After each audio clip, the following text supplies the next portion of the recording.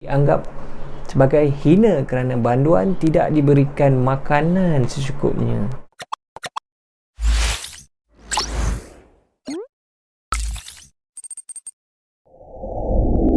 Empat penjara paling kejam di dunia. Hi guys, welcome back guys to my channel. Terima kasih kepada korang yang dah subscribe channel ni. Bang Kodi doakan korang semua berada dalam keadaan sihat selalu. Baiklah, mesti korang semua tak sabar nak tahu. Jom Bang Kodi ceritakan. Kejap, subscribe dulu. Jangan lupa. Okay?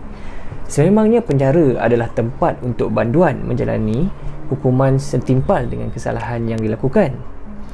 Ia bertujuan mengembalikan sasiah dan moral yang betul supaya tidak mengulangi kesilapan yang sama sebaik sedahaja keluar daripada penjara. Pelbagai jenis hukuman yang perlu dijalani banduan, namun setiap hukuman berbeza mengikut penjara. Terdapat 4 jenis penjara yang kejam terhadap banduan, sehingga ada yang mati ketika menjalani hukuman tersebut.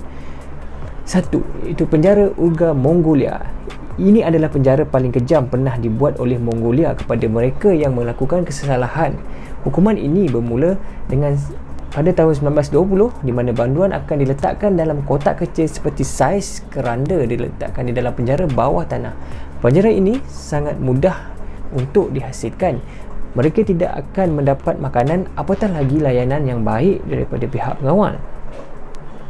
Ramai yang mati akibat keletihan pada musim panas dan mati kesejukan pada musim sejuk, dan tiada siapa yang ambil peduli.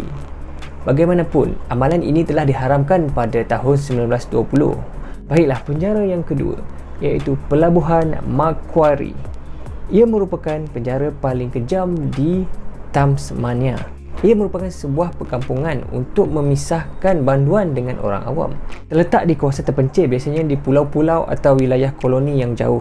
Ia juga dikenali sebagai penjara yang ganas, pernah dibuat ke atas banduan yang ada. Mereka yang dihantar ke penjara ini diberikan kerja buruh berat yang mampu memperluaskan empayar mereka. Namun, kerja ini sebenarnya tidak termasuk dalam hukuman mereka. Kejam kan? Pelabuhan Macquarie yang terletak di Tasmania, Australia, dan ia merupakan penjara yang sangat ditakuti banduan yang dihantar ke luar negara.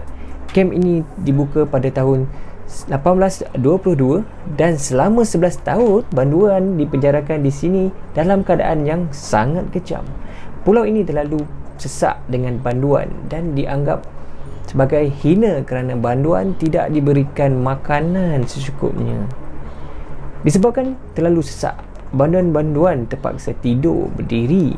Ia membuatkan seorang banduan menikam banduan lain sehingga mati dan berharap akan hukuman mati kerana lebih sanggup mati daripada tinggal di situ. Ramai yang cuba melarikan diri daripada penjara ini disebabkan hukuman sebat yang dahsyat serta kerja buruh yang sangat teruk. Penjara yang ketiga, Bastille. Bastille penjara yang paling kejam dan ganas di dunia. Disebabkan penjara Bastille terlalu kejam, ia membuatkan Perancis mempunyai cuti umum untuk meraihkan kemusnahan penjara ini. Wow.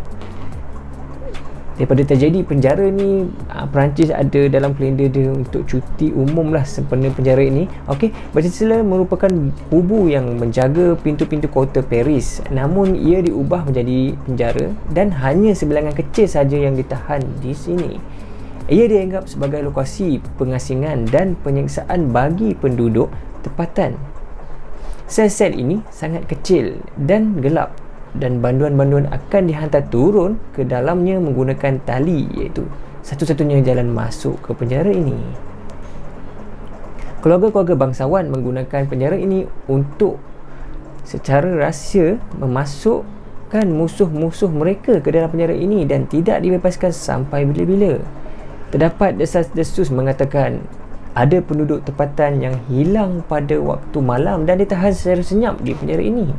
Penjara keempat iaitu penjara Newgate, London, merupakan lokasi kepada beberapa penjara ganas yang terkenal. Antaranya penjara Newgate. Ia turut dikenali sebagai pintu ke neraka. Orang yang melalui penjara ini dapat menghidu bau busuk kerana bangkai mayat yang terdapat di dalam penjara ini. Pada tahun 1750, 11 individu ditugaskan membasuh dinding penjara ini dan 7 daripada mereka telah dijangkiti penyakit ketika bekerja di penjara itu.